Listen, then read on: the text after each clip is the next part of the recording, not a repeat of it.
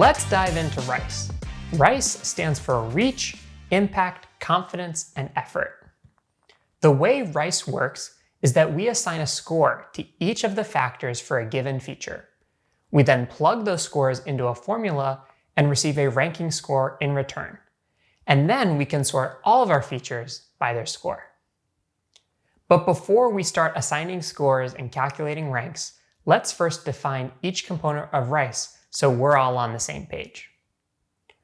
R stands for Reach. Reach measures the number of potential customers that a feature will impact. When we think about features, it's important to ask the question, how many people will this affect? If the number is small, then maybe we can be more risky with the change we're making. Or maybe the feature isn't worth building because it's only a small portion of our customer base. On the other hand, if it's our most important customer, this could still be worthwhile.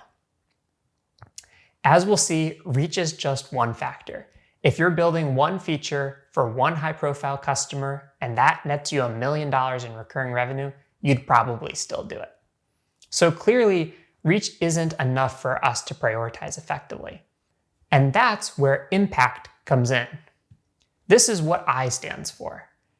Impact measures the extent to which the new feature will affect current customers.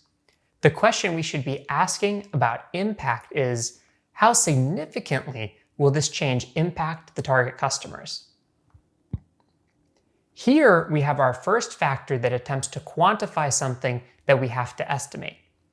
Of course, we don't know with certainty what will happen until we actually ship the features, but we can still estimate. Generally, we use a scale as follows. We assign a score from 0.25 to 3 based on relative impact. 3 is massive impact, followed by 2, which is high impact. 1 is a medium impact, 0.5 is low, and 0.25 is minimal impact. However, even if we know the impact and how many people it affects, we still don't have a full picture. So we must add another factor called confidence. C stands for confidence. Confidence represents the degree of certainty that we can deliver a successful project given its potential risks and unforeseen circumstances. This factor is also an estimation, but since we'll likely have team members with extensive experience in this space, we can also use a categorized scale for this factor. Additionally, confidence is typically based on the level of information we have about the other factors. Typically, we'll use the following scale. 100% is high confidence, which means you have the metrics and research backing your reach, impact, and effort.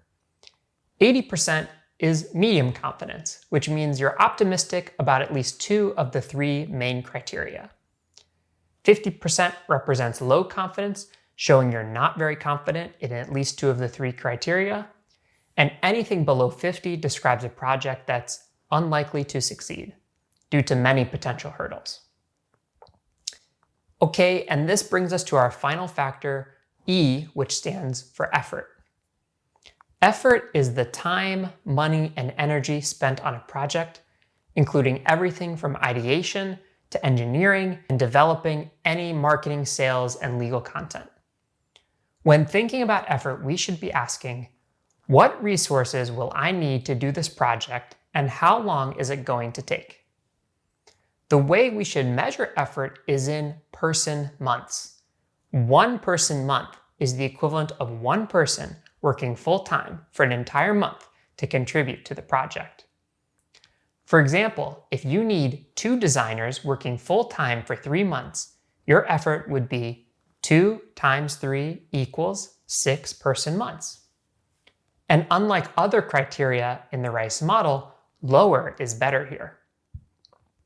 So now we have all the criteria we need to calculate R.I.C.E scores. So what's the actual equation we should use? We'll take a look at that next.